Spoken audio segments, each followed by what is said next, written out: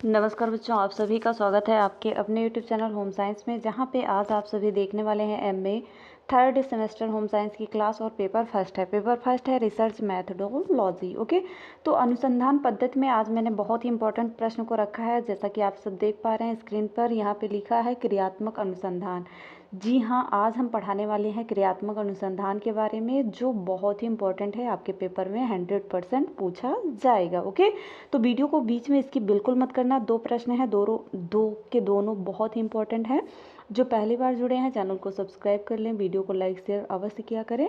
Okay, तो जैसा कि किसी बच्चे ने कमेंट किया था, मैम मेरे पास नोटिफिकेशन नहीं पहुंचता, तो चैनल को बच्चों सब्सक्राइब करें। इस चैनल पर एक्टिव रहेंगे तभी आपके पास मैसेज पहुंचता है। ठीक, जब भी कोई वीडियो अपलोड करते हैं या लाइव आते हैं, लाइव क्लास लेते हैं, तब आपके पास मैसेज पहुंच जाता है। ठीक, तो इसलिए आप सब ज़रूर से ज़रूर चैनल को सब्सक्राइब करें, वीडियो को शेयर लाइक अवश्य किया करें। ठीक, तो अपने प्यारे प्यारे कमेंट भी मुझे ज़रूर दें, क्योंकि आप सभी के कमेंट का इंतज़ार रहता है कि आपने क्या सीखा क्या नहीं सीखा है। जो नहीं समझ में आता है वो कमेंट में ज़रूर बताएं, नेक्स्ट वीडियो में उसे हम बताएंगे। ठीक, तो प्लीज़ जो नहीं समझ में आता है वो पूछें। ठीक, ऐसे चुप्पी में ना रहा करें। ठीक, जैसे कि क्रियात्मक अनुसंधान क्या है, आज का प्रश्न है क्रियात्मक अनुसंधान से। ठीक, तो लाइक शेयर कर दीजिए, और जो नहीं सब्सक्राइब किए हैं सब्सक्राइब कर लें। आगे बढ़ते हैं। पहला प्रश्न है, इससे पहले मैंने पढ़ाया था ना परिकल्पना के बारे में। जो बच्चे नहीं देखे हैं, परिकल्पना के बारे में मैंने वीडियो बनाया हुआ है। ठीक, और थंबनेल पर भी हेडिंग है परिकल्पना क्या है। ठीक, तो वो ज़रूर देख लेना। ओके, तो यहाँ पे मैंने एक प्रश्न बहुत छोटा सा ही है, क्योंकि परिकल्पना वेरी इंपॉर्टेंट है। पहले एमए का पेपर जब होता था सेमेस्टर वाइज नहीं था, तो फर्स्ट ईयर सेकेंड ईयर था, तो सेकेंड ईयर में रिसर्च मैथडोलॉजी रखा था सिलेबस। ठीक, पेपर था, तो उसमें क्या था बच्चों, ये परिकल्पना से मैंने देखा था कई सेमेस्टर अर्थात कई ईयर में। ठीक, कई ईयर में मैंने पेपर में देखा कि उसमें यही प्रश्न अधिकतर पूछा जाता था। किस पे? हाइपोथेसिस पे। तो यहाँ पे आज है आपका परिकल्पना की सार्थकता की जांच।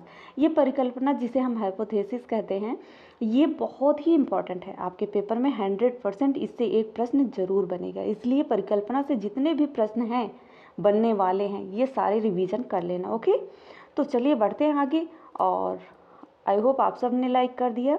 परिकल्पना की सार्थकता की जांच किन किन सांख्यिकीय विधि द्वारा की जाती है, इसके नेक्स्ट बात क्रियात्मक अनुसंधान पढ़ाने वाले। ठीक, बहुत ही इंपॉर्टेंट है, बीच में इसके बिल्कुल मत करना। ओके, तो परिकल्पना की जो सार्थकता है उसकी जांच किन किन सांख्यिकीय विधियों द्वारा की जाती है, आइए जानते हैं। परिकल्पना की सार्थकता की जांच, जी हाँ, मेथड जिसे हम कहते हैं जांच, मेथड ऑफ टेस्टिंग। ये एक मेथड होता है, किस तरह से किया जाता है। Testing the signification of hypothesis. Okay, तो व्यवहार परक विज्ञानों में परिकल्पना की जांच के लिए अनेक सांख्यिकीय विधियां प्रचलित हैं। किसी भी परिकल्पना की जांच किस सांख्यिकीय विधि द्वारा की जाएगी, यह उपकल्पना और संबंधित आंकड़ों की प्रकृति पर निर्भर करता है। ठीक, सांख्यिकी में परिकल्पना परीक्षण की जो विधियां हैं उन्हें दो वर्गों में बांटा जा सकता है। पहला है प्रचलन स्तरीय परीक्षण, जिसमें क्या होता है, प्रचलन स्तरीय परीक्षण में क्या होता है कि इस प्रकार के जो परीक्षण होते हैं इसमें वह सांख्यिकीय विधियां आती हैं जिनमें सम्मिश्र के स्तर पर चर के माप सामान्य वितरण की कल्पना की जाती है, और इस प्रकार की सांख्यिकीय विधियों में प्रमुख विधियां हैं। ठीक, तो बच्चों किसी ने कमेंट किया था मैम एग्ज़ाम डेट कब आएगी, तो जल्द ही एग्ज़ाम डेट आएगी आप सबके पास। ठीक, और रोज़ाना क्लास अटेंड करते रहिए, जब तक आती नहीं है तब भी, क्योंकि जब एग्ज़ाम डेट आएगी समय बहुत कम रहेगा, पढ़ते रहिए। ओके, तो जैसे कि सेकेंड सेमेस्टर में भी देखा गया, सेकेंड सेमेस्टर में समय बहुत कम मिला था आप सबको पढ़ने के लिए, तो ऐसा ना हो इस बार भी आपकी पूरी रिवीजन ही ना हो पाए। तो आप पढ़ाई करते रहिए, एग्ज़ाम डेट आएगी जल्द ही। ओके, तो पहला आता है प्रमुख विधियों में, सांख्यिकीय विधियों में टी परीक्षण। ओके, और दूसरा आता है एफ परीक्षण या प्रसारण विश्लेषण। तीसरा है जेड परीक्षण। ये तीन परीक्षण होते हैं, टी टेस्ट, ठीक, एफ टेस्ट और जेड टेस्ट। ठीक, ये 3 टेस्ट होते हैं, परीक्षण होते हैं। ठीक,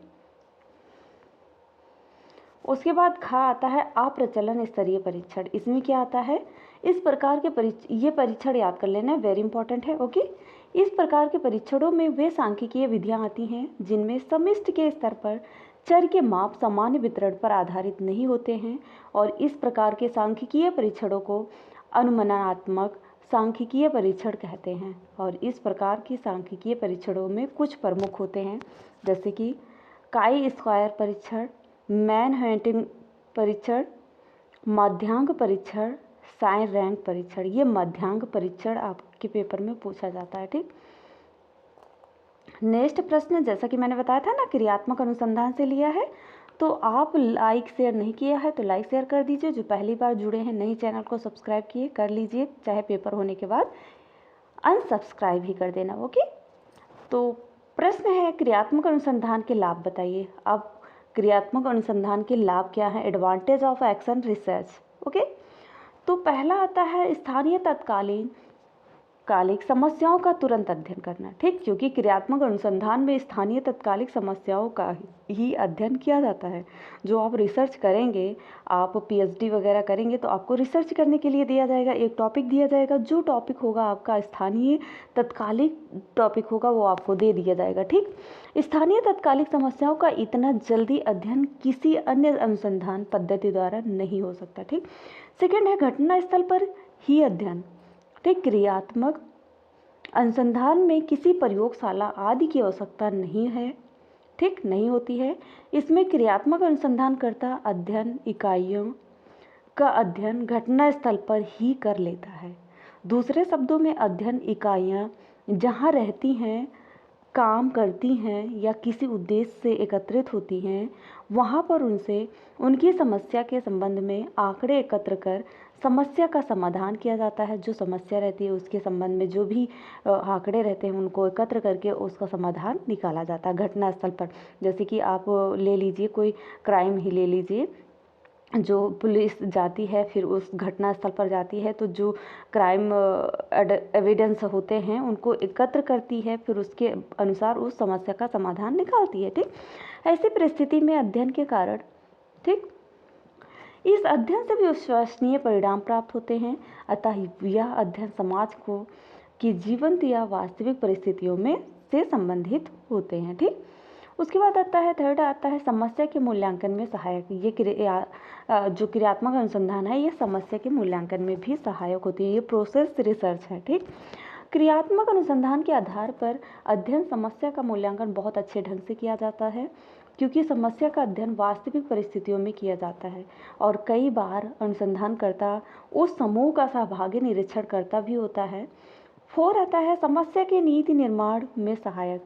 जब कोई क्रियात्मक अनुसंधानकर्ता किसी क्षेत्र विशेष के लोग की तात्कालिक समस्या के संबंध में जनतांत्रिक मूल्यों के आधार पर नीति निर्माण करना चाहता है तो वह नीति निर्माण क्रियात्मक अनुसंधान के आधार पर कर सकता है। ठीक, नेक्स्ट आता है 5 जनतांत्रिक मूल्यों के आधार पर समस्या सुधार।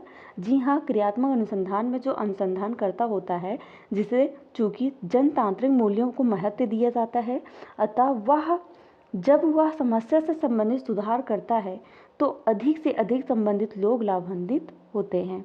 ठीक, बहुत से ज़्यादा लोग को एडवांटेज मिलता है। ठीक, समस्या का तुरंत समाधान। जी हाँ, कोई भी समस्या आती है आपके लाइफ में तो उसका तुरंत ही समाधान करना चाहिए। क्रियात्मक अनुसंधान की सहायता से स्थानीय तत्कालिक समस्याओं का तुरंत समाधान क्या है और कैसे होगा यह ज्ञात हो जाता है। अतः समस्याओं का अपेक्षाकृत बहुत जल्दी निराकरण और समाधान किया जा सकता है। ठीक, नेक्स्ट आता है लचीली अध्ययन पद्धति का लाभ। जो लचीली अध्ययन पद्धति है उसका लाभ। क्रियात्मक अनुसंधान एक प्रकार के लचीले सिद्धांतों पर आधारित अनुसंधान प्रक्रिया है। इसके नियम बहुत अधिक कठोर नहीं है, अतः स्थानीय तत्कालिक समस्याओं का अध्ययन बहुत सुविधाजनक ढंग से किया जा सकता है। ठीक, लचीली अनुसंधान पद्धति का यह अर्थ नहीं है कि अनुसंधानकर्ता मनमाने ढंग से अध्ययन करता है। यह सब होते हुए भी अध्ययन में वह वैज्ञानिक दृष्टिकोण अवश्य अपनाता है, वस्तुनिष्ठता का पूरा ध्यान रखता है, जनतांत्रिक और मानवीय मूल्यों को भी महत्व देता है और अंततः वह वैज्ञानिक विधि के पदों का अनुसरण जहाँ तक संभव होता है करता है। ठीक। 8 है विस्तृत क्षेत्र। जी हाँ, ये लास्ट है। जो क्रियात्मक अनुसंधान होता है उसका बहुत ही बड़ा क्षेत्र होता है, क्योंकि जो क्रियात्मक अनुसंधान का क्षेत्र यद्यपि स्थानीय स्तर पर तात्कालिक समस्याओं के अध्ययन तक ही सीमित रहता है, लेकिन क्या होता है बच्चों, इसका क्षेत्र बहुत ही व्यापक होता है, विस्तृत होता है। विस्तृत का मतलब होता है लंबा होता है। ठीक। जैसे आपका दीर्घ उत्तरीय प्रश्न होता है, विस्तृत उत्तरीय प्रश्न। ठीक, उसी तरह कि इसके अंतर्गत जहाँ जहाँ मनुष्य वहाँ की सभी प्रकार की तत्कालिक स्थानीय समस्याओं का अध्ययन सम्मिलित है। इतना ही नहीं, इसका अध्ययन क्षेत्र समस्याओं के निराकरण, सुधार, समाधान और समस्याओं के संबंध में नीति निर्माण तक विस्तृत होता है। तो आई होप आपने बहुत अच्छे से समझा। तो जिन्होंने अभी तक लाइक शेयर नहीं किया है तो लाइक शेयर कर दीजिए, और मिलते हैं नेक्स्ट वीडियो में नेक्स्ट टॉपिक के साथ। ऐसे ही पढ़ते रहो, मुस्कुराते रहो। आप सभी का दिन अच्छा हो।